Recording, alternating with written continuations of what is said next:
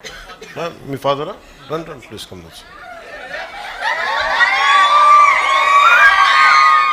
Okay, నాకు ఎంత నచ్చిందంటే ఈ జింక చూస్తే సగం ఎండిపోయింది ఎఫారెస్టేషన్ వల్ల. అదే పచ్చగా ఉండి ఎంతో కళకళలాడుతుంటాయి అనేది చూపించడం మనస్ఫూర్తిగా ఇది ఎంత అద్భుతం కదా. ఇది ఈ రోజున సాహితీ కానీ ఇక్కడున్న చిన్నపిల్లలు కానీ అందరూ కూడా మీరు ఈరోజు చేసింది చాలా సామాన్యమైన విషయం కాదు. ఇది చూడటానికి ఏదో పెయింటింగు ప్రైజ్ కాదు, దీనికంటే చాలా లోతైంది. Thank you.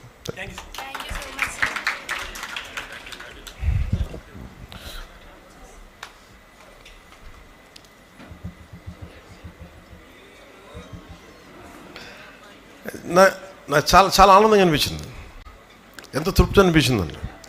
వాళ్ళకి అలాంటి మీలాంటి వాళ్ళకి మేము ఇవ్వగలిగేది తప్పని పడతాం. ఇది ఏదైనా సరే ఇందాక మన చిరంజీవి చౌదరి గారు చెప్పినట్టుగా ఇది ప్రభుత్వం చేసేదో లేదంటే ఒక ముఖ్యమంత్రి ఉప ముఖ్యమంత్రి ఎమ్మెల్యేలు చేసేది కాదు, అందరం కలిపి చేసేది. మార్పు రావాలంటే నాకు చాలా చిన్నప్పటి నుంచి అనుకునేవాడిని, ఓజోన్ లేయర్ దెబ్బతినేస్తుంది, వాతావరణం ఎల్నినో ఫ్యాక్టర్ వచ్చేస్తుంది.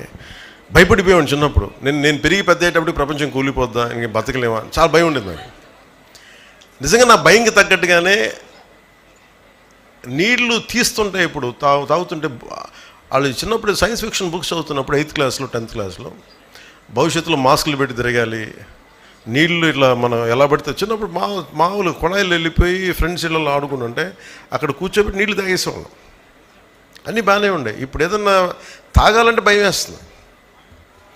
ఆ పరిస్థితి నుంచి స్వచ్ఛమైన నీళ్లు రావాలి అంటే అంత స్థాయికి వెళ్ళాలని ఒక ప్రయత్నం చేస్తున్నాం. అది జరగాలని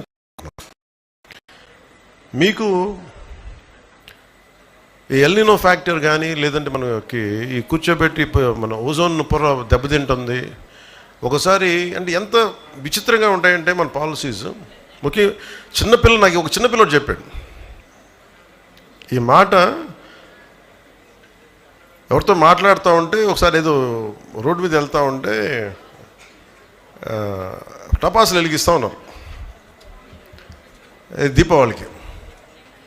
దీపావళికి టపాసులు వెలిగిస్తూ ఉంటే వాళ్ళ ఎవరు చెప్తారు, అబ్బాయి పాట ఏం చెప్తున్నాడు, నువ్వు పాట చేయకూడదు, ధూళి వచ్చేస్తాయి అవి వచ్చేస్తాయంటే అతను చూసి మరి ఇంతకు మించి పెద్ద బాంబులు పేలుస్తారు కదా, మరి దానికి ఏంటి, దానికి రాదా అన్నాడు. అప్పుడు నాకు అనిపించింది, ఎందుకు గుర్తొచ్చిందంటే ఇందాక ఎవరో ఫోన్లో మెసేజ్ పంపించారు. మనం ఎంతసేపు పర్యావరణం కాలుష్యం అయిపోయింది ఇది అయిపోయింది అనుకున్నాం. మనకి దీపావళికి దేశాలు ఎంత కాలుష్యాన్ని క్రియేట్ చేస్తాయి. ఒక బాంబు దాడి జరిగితే కొన్ని వందల ఫ్యాక్టరీలు ఎంత కాలుష్యం క్రియేట్ చేస్తాయి, దాన్ని అంతా కాలిస్తే అంత మించి కాలుష్యం ఉంటుంది. ఇది చిన్నపిల్లలు చాలా పట్టుకుంటున్నారు. ఇది పెద్దవాళ్ళు ఎంత పట్టుకున్నారో నాకు తెలియదు, కానీ చిన్నపిల్లలు అడుగుతాను, ఎందుకంటే వాళ్ళ భవిష్యత్తుకు సంబంధించింది. మీకున్నంత భయం, ఎందుకంటే మీరు ఎదిగి పెద్దవా అనుకుంటారు మీరు. ఎందుకంటే నాకు చిన్నప్పుడు నాకు ఆ భయం తెలుసు. నేను పెరిగి పెద్దయ్యే లోపు ఎన్ని పాడైపోతాయా ఇవన్నీ భయంతో. ఏంటంటే పిల్లలు ఎక్కువ విఘ్నత ఉంటారు.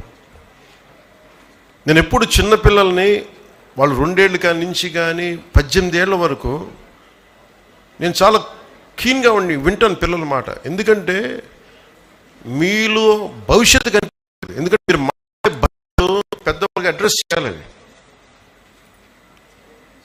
నాకు అందుకని చిన్నపిల్లలు ఏదైనా మాట చెప్తే వాళ్ళు వింటాను వాళ్ళ మాట. అందుకని వాళ్ళ సలహాలు కూర్చొని మీ చిన్నపిల్లలని చెప్పి నేను ఎప్పుడు పక్కన పెట్టను. మీరు ఒక మాట చెప్పి ఒక చిన్నపాటి సలహా చెప్తే వెంటనే తీసుకుంటాను అది నేను. అందుకని ఒకసారి చిన్నపిల్లలు కూర్చొని ఎందుకు మాట్లాడతానంటే వాళ్ళ నోట్లో నుంచి కల్మషం లేని మాట వస్తుంది. అంటే ఏం జడ్జిమెంట్ ఉండదు. ఇతను ఒక ఉప ముఖ్యమంత్రి, ఇతనికి చాలామంది అభిమానులు ఉన్నారు, అయ్యేం ఉండవు.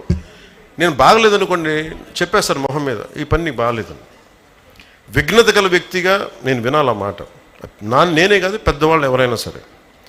అందుకనే పిల్లలు పర్యావరణం గురించి చెప్తుంటే చాలా వినాలి. ఇందాక పాప వేసిన డ్రాయింగ్ అది ఏదో ప్రైజ్ కోసం వేయాలి, లోపల నుంచి ఒక భావన కదిలితే. అంటే భవిష్యత్తు మీద ఎంత బాధ్యత భయం లేకపోతే అలాంటి భావన రాదు. అలాంటి వాతావరణంలో ఉండాలి ఆ పాప. అందుకని మనందరం బాధ్యతగా తీసుకోవాలి అని చెప్పి నాకు దీన్ని ప్రత్యేకించి దేనికి వచ్చానంటే మీలాగే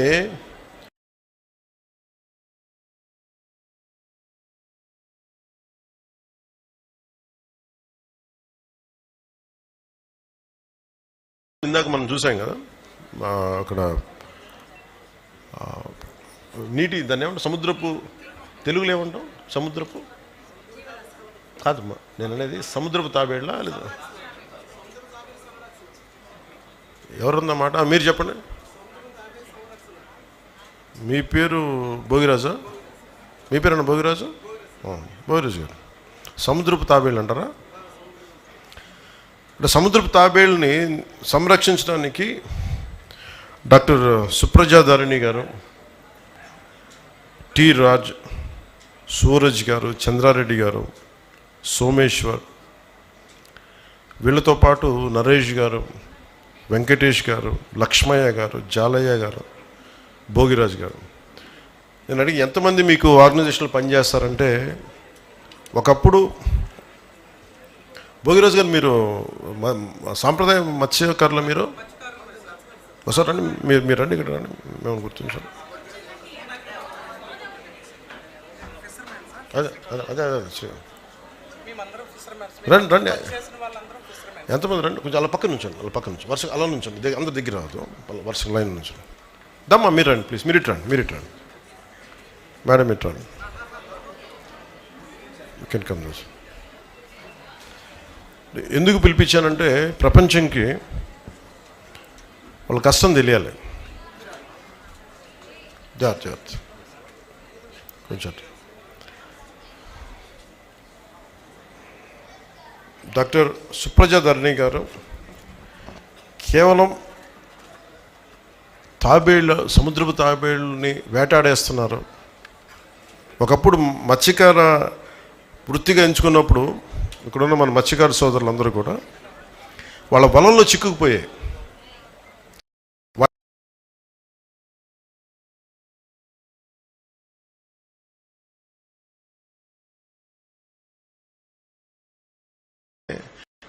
వేటాడే స్థాయి నుంచి సంరక్షించే స్థాయికి వచ్చారు ఇక్కడ ఉన్న మనం. ఇంతకుమించి గొప్పదే ఉంది చెప్పండి.